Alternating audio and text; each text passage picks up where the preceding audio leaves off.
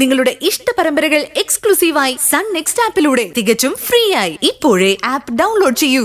സാഹചര്യം ആയിരുന്നില്ല. അവനിപ്പോ ഉമാദത്തന്റെ തണലില്ല. ഉമാദത്തിന്റെ തണലില്ലോ?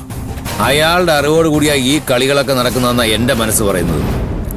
അവൻ എന്തിനാ അവിടെ വന്നതെന്ന് താൻ ദത്തനോട് ചോദിച്ചില്ലേ? ആദിത്യനെ വിളിച്ചിട്ട് കിട്ടാത്തതുകൊണ്ട് വന്നാണെന്നാ പറഞ്ഞത്. താൻ അതും വിശ്വസിച്ച് പോന്നു അല്ലേ? അതല്ല ഡോക്ടറെ, എനിക്ക് ഈ ചെറുക്കനെ ആദ്യം കണ്ടിട്ട് മനസ്സിലായില്ല. ഞാൻ മുമ്പ് അവനെ കണ്ടിട്ടില്ലല്ലോ. പിന്നെ ചുമ്മാ ഒരു സംശയം തോന്നി ചോദിച്ചപ്പോഴാ പേര് വിഭീഷാണെന്ന് പറഞ്ഞത്. ഞാൻ അവന്റെ വീട്ടിലെ ചുമരിൽ അവന്റെ ഫോട്ടോ ഇരിക്കുന്നതാ കണ്ടേ. ഓ, വലിയ കാര്യമായിപ്പോയി. എന്റെ ശരവണ, നേരം കളയാതെ അപ്പത്തന്നെ അവനെ പിന്നാലെ പോണ്ടേ? എന്റെ ഡോക്ടർ ഇങ്ങനെ ടെൻഷൻ ആവാതെ അവനെ ഞാനിന്ന് പൊക്കും. ഏതായാലും അവൻ പോയിരിക്കുന്നത് അവന്റെ വീട്ടിലേക്ക് തന്നെയല്ലേ എന്നവൻ തന്നോട് പറഞ്ഞു. എടോ, ചിലപ്പോ അവനും മുങ്ങിന്ന് വരും. ആർക്കറിയാം, മുങ്ങുന്നതിന് മുമ്പ് ഉമാദത്തിന്റെ അനുഗ്രഹം വാങ്ങിക്കാനാണോ അവൻ വന്നതെന്ന്. അങ്ങനെ മുങ്ങിയ പിന്നെ ജീവിതത്തിൽ ഒരിക്കലും അവൻ പൊങ്ങാൻ പോകുന്നില്ല.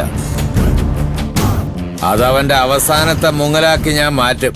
അതുപോലെ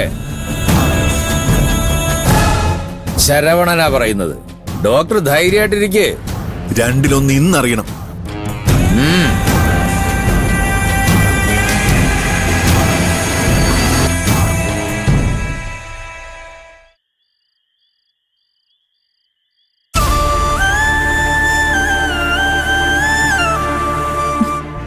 എന്താ മുത്തശ്ശി ഇത്?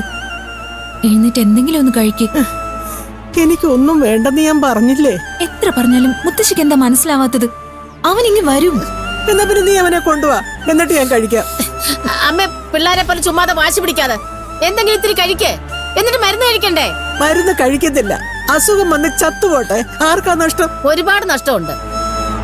എനിക്ക് മാത്രമല്ല, എല്ലാവർക്കും.